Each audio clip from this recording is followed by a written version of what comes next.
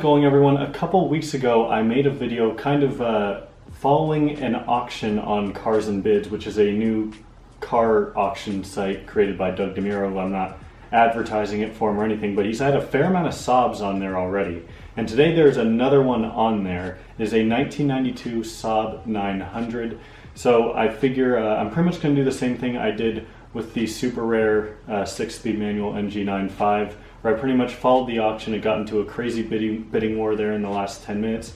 I pretty much commentated and followed it live. You guys seem to really like that video. I had a ton of fun filming it. So we're going to be doing the same exact thing here today.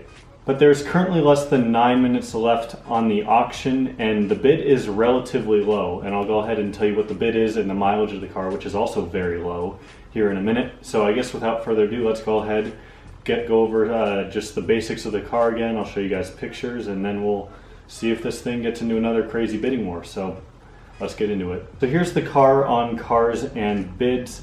You see it here, beautiful white 900. It's a 4-door, and as you can see, 41,100 miles for a 1992. I mean, for a 900 in general, 41,000 miles is just really low. So I'll go ahead, I guess, go over some of the specifics first. Of course, you have your VIN there.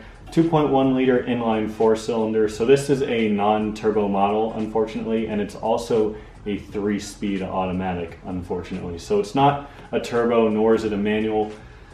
Does that affect the value? Realistically, yes, but it doesn't mean that the car should only be going for $2,800 currently with just over 7 minutes left. In my opinion, it's worth more than that, considering, again, 41,000 miles. So, private party sale, of course. It is currently in Canada, although I was reading here. It did spend pretty much its entire life up until like 4 or 5 years ago in the United States, and then the new buyer moved to Canada. So if the buyer buys this in the US, then they're not going to have too much trouble, I guess, re-registering it in the United States. But no accidents. Was registered in California and Colorado up until 2014 or 2013, like I had said. B202 16-valve inline 4, 3-speed automatic, 140 horsepower, 133 foot-pounds of torque. Only modification in this one is it has the SPG wheels on it, so pretty nice. Can't go wrong with 3 spokes, of course. Headliner is sagging. That's a very common 900 issue, and then there's some rust on the suspension components. I'll show you guys the pictures here in a second. 2 keys, owner's manual, not much else here. There's just a couple of videos I went through here quickly of the car driving around. Nothing too special in these, and I don't really need to show them. But let's go ahead and look through the pictures here, because this car is in, quite frankly, immaculate condition for what it is, for being almost a 30-year-old car now. I mean, of course, 10 feet away, yeah, it looks really nice, but when you really start to look at it closer and in more detail, you'll really start to see how nice of shape it actually is in. So I'm going to try not to go through these pictures too fast. There you go, of course, your SPG wheels on there. Hard to believe these are only 15 inches. They fit the car well for only being 15 inches. There you can see on the dash, 41,000 miles. Pretty crazy still. But look at that interior, extremely clean center console and everything. I mean, you can see the seat bottoms right there. Beautiful shape. There's another better picture of them. It's all just, I mean, you can tell the owner took the time to clean up the car before he took the pictures, but I mean, the car is just in incredibly, incredibly nice shape. I just realized like how rectangular those doors are. I forgot how vertical the windshield is on the 900s. There's the headliner sagging again, common 900 problem. This one is not the hatchback, so it just has kind of a normal trunk. I mean, still pretty well sized. Got some spare Saab tools in there, pretty cool. I mean, as you're looking at these pictures though, there's of course the engine. You're not seeing like dents or dings. The paint's not faded or anything. Of course, the engine is very clean. Looks like it's free of any sort of leaks. I love the clamshell hood on these, how it opens forward as opposed to the traditional hood. But now the underside, and you can see, like I was saying, I mean, there's some rust that you'll see here in a minute, but all things considered, for a car that is almost 30 years old, I mean, it lived in California and Colorado, so not necessarily places where it's going to rust super badly, but in Alberta it's probably seen a bit of wear over the last 7 years or so. But you can see, especially right back here, this is pretty rusty, and then over here this is pretty rusty. So it's Not completely rust free, but you know, that was also noted there was some rust in it. So yeah, there's the pictures of it. So this, of course, not nearly as rare as the new generation 9.5 with the 6-speed manual, and you know, there are only 150 of those in the US. But this is still, you know, a classic Saab 900, and there's only 41,000 miles on it. And I think that alone, despite the fact it's an automatic and it's a non-turbo, makes it pretty cool, and it certainly makes it more valuable than, well, it's already gone up to 3,000. So I think with that being said, let's head down to the comments here and kind of see what's going on with the bidding. So we've got Rocky bid 1 minute ago. We've got, I'm not even going to try to pronounce that. We're just going to call him B. B bid $2,900. Rocky. So it looks like B and Rocky are going at it here. There's also Bolt EV. I think these two people, Bolt EV and is that Flern? I think they were both on that NG95 bid as well, and then they just kind of fizzled out.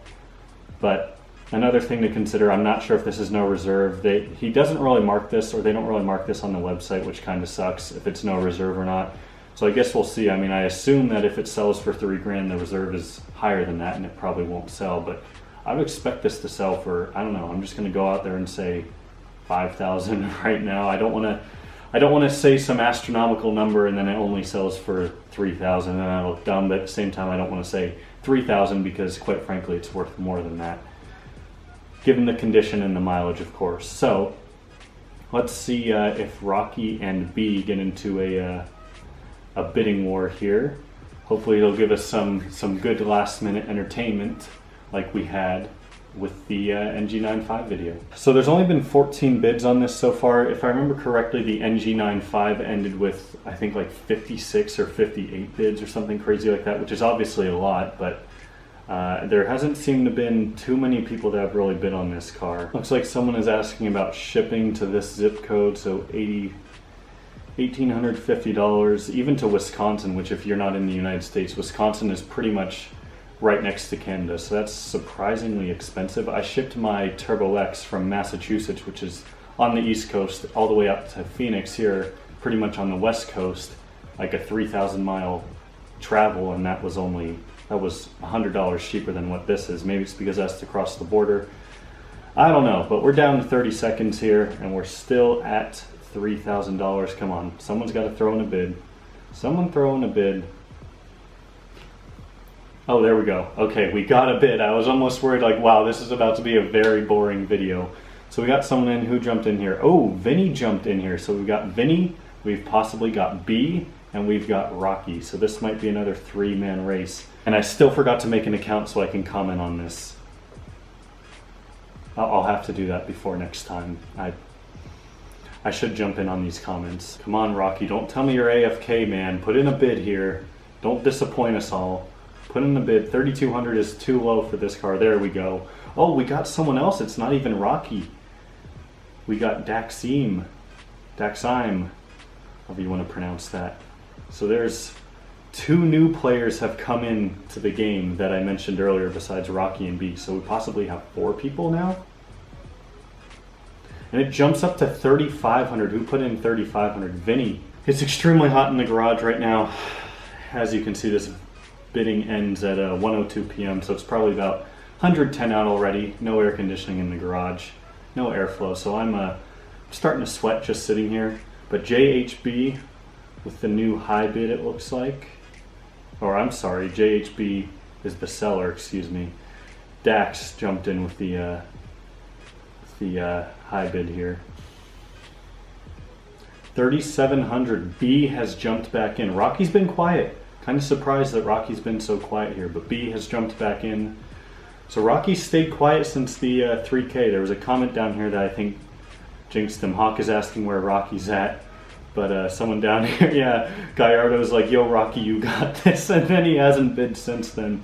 I don't know if he's just AFK or he's lost interest all of a sudden, but I'm hoping this turns into like the NG95 where they just keep going, but at the same time, we never really saw it in the NG95 video. I mean, there was a couple people, I think a couple times it jumped up like $400 or $500 a bid, but I know it's not smart to just bid like 5K, but it would just be like a huge flex, and it would make me react in a way that would create good content for all of you. But we're down under 5 seconds. Is that it? I think that's it. Wow, bid to 3,700, so it did not meet reserve. Wow. So B might be a little bit upset here because who knows, B could have been willing to go to 5 grand and the reserve was at 5 grand. So yeah, bummer sums it up pretty well, Dax. Although Dax, you could have just bid to 3,800. So it's kind of your fault that this auction didn't continue.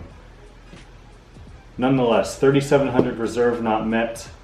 So that kind of sucks. I mean, in my opinion, it's worth more than 3,700. So I'm not surprised that the reserve is set higher than that.